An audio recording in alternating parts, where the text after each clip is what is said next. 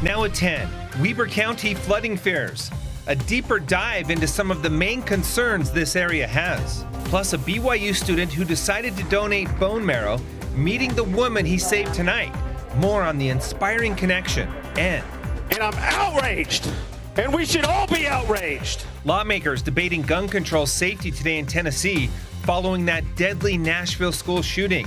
And a vote to expel 2 of 3 Democrats for participating in protests demanding action. Live from Utah's first TV station, ABC4 News celebrates 75 years.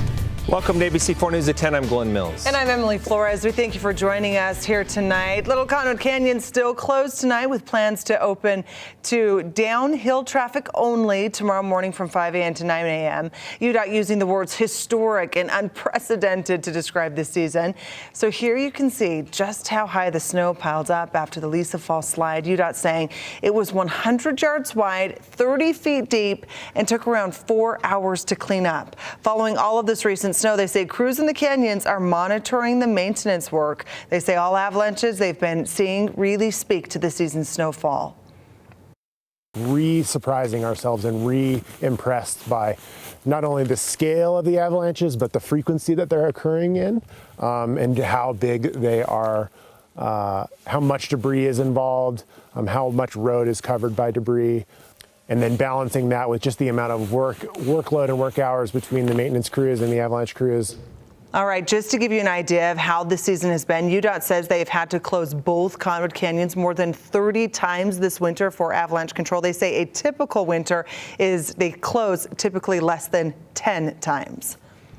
Turning now to Chief Meteorologist Alana Brophy. The storms have passed through, but we are still dealing with the aftermath. Yes, for the latest on that, let's head over to Alana. Yeah, avalanche danger doesn't go away once the storm does. The threat will be very real as we see temperatures warming up. Considerable danger along the Wasatch with high danger for the western Uintas, moderate danger in the central and eastern portion of the state. But we've got heavy, wet snow, and we accumulated in a rather short amount of time. Now, it was a cold start to the day. We broke some records. Look at that. Alta got down to 1. That's where we bottomed out. Provo, Spanish Fork, Mountain Dell, downtown.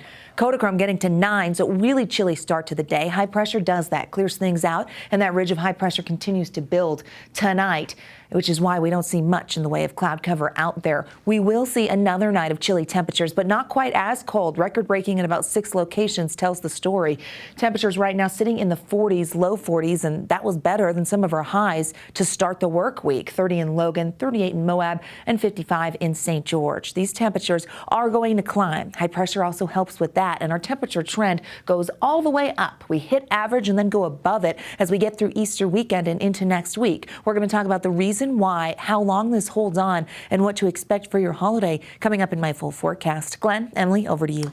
Thank you, Alana. Several government agencies are coming together in Weber County to talk about what can be done to minimize flooding. County officials saying it's no longer a matter of if, but when it will happen. ABC4's Courtney Johns live in the newsroom tonight with more on how they're preparing. Courtney.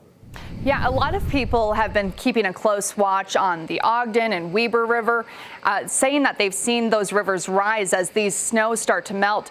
But county officials say they are keeping a close watch on every possible waterway. They say they have people that are walking to check on the rivers, creeks, culverts, even under bridges, looking for any debris that could clog a drain. The sheriff's office is also using drones to fly over waterways and look for snowpack in locations that people can't get to. This work requires coordination and communication, which is why county leaders met with emergency management and the Weber Basin Conservancy District. The county is also reminding people if you do have a flood question, your first resource should be the city unless you live in an unincorporated area. As far as the county, we are responsible for unincorporated and for our own infrastructure, certainly to support the cities where needed, but if the residents want the information that's applicable to them and what's happening in their community, they will want to go to their city. The county has provided a list of contacts based on where you live, and we have that list on our website, abc4.com. Back to you. Courtney, thank you. Another update on the Brian Coburger investigation. Authorities looking into criminal acts and open homicides in Pennsylvania, and more being released on the University of Idaho murders tonight. An exclusive set of details from News Nation going over two things. One, evidence of what was found in the places he lived. An ID found connecting to someone from the home in Moscow, Idaho. This could have been found in either Washington State, just outside of Moscow, or in Pennsylvania. Police also believe they have evidence connecting Coburger to what could be viewed as cyber stalking someone from the Moscow home.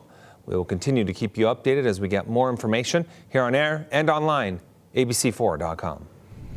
And tonight, a 4-year-old in critical condition after being hit by a vehicle while riding his bike. We're told Hurricane Valley Fire District responding to the accident. It was just after 7 p.m.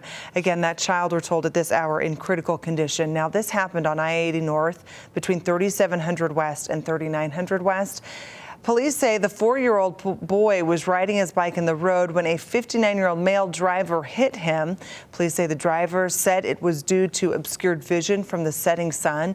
That child was transported to St. George Regional Hospital. And new at 10, a former student and head of the Utah State University Religious Club under federal indictment for fraud. 36-year-old Mubarak Salim Akushat of Kaysville allegedly committing fraud involving COVID-19 funds from the CARES Act. Akushat accused of submitting false applications to the U.S. Small Business Association under the Economic Injury Disaster Loan Program. Now, he's now facing 4 counts for wire fraud, 1 count of aggravated identity theft, and 2 counts of money laundering. He is no longer a student of USU. In southern Utah, St. George police warning bicyclists to stay safe as the weather is improving. As it starts to warm up, that means more people are getting out to enjoy it. Officers in St. George sharing tips for cyclists, some of those seen right here. Obey traffic signs and signals. Never ride against traffic. Scan the road behind you. Keep both hands ready to brake and ride in a straight line. Police also suggesting using hand signals, passing on the right, and watching for cars pulling out.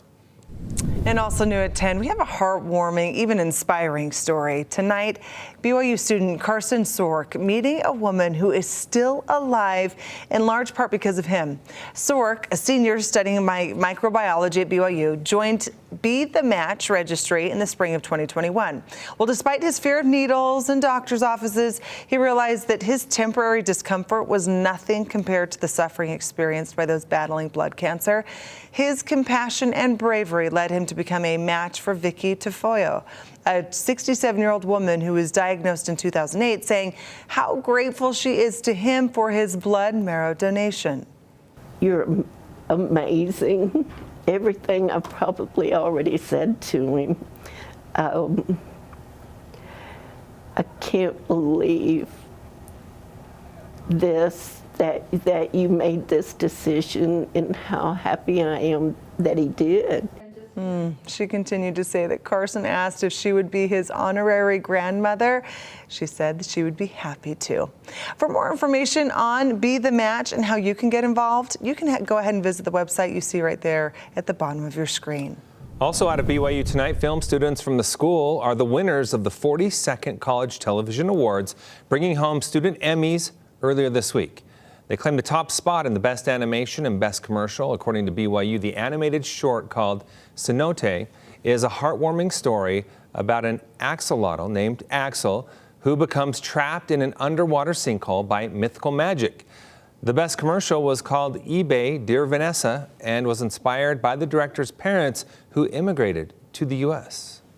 My favorite part of the film is just looking at the visuals and knowing all the process that it took to get there. Just knowing that each thing got modeled by someone, each effect, the bubbles, the textures.